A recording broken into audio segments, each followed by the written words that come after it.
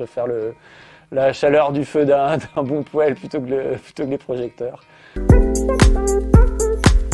m'appelle Jérémy Bayou, je suis le skipper de l'IMOCA Charal. Disons que mon papa a construit son bateau et voilà, cet environnement-là, d'être sur un petit bateau en famille, c'est un environnement et un élément qui m'ont tout de suite plu.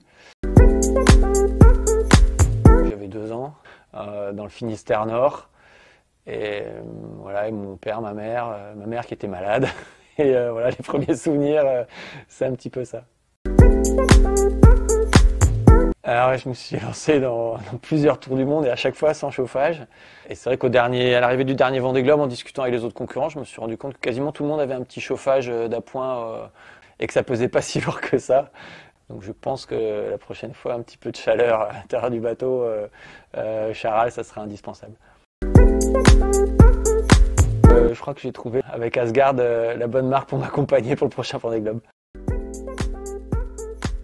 Choses qui peuvent laisser à bord. Anne-Sophie, elle travaille dans le dentaire et elle me laisse des petits dentifrices partout dans le bateau pour être sûr que je me brosse bien les dents. Donc voilà, à chaque fois que je vois un petit tube de dentifrice, je pense à elle et ça me donne le moral. Les meilleurs souvenirs sont souvent liés aux victoires, je dirais, quoi. Après, y a plein de moments en mer où on profite de l'instant, c'est-à-dire l'instant, c'est l'environnement, un coucher de soleil. On a souvent des gros coups de chaud quand c'est un adversaire qui est dans un problème, en fait, dans un naufrage par exemple. Ouais, j'ai navigué 2-3 fois au Danemark et en Suède. Enfin, les paysages sont magnifiques.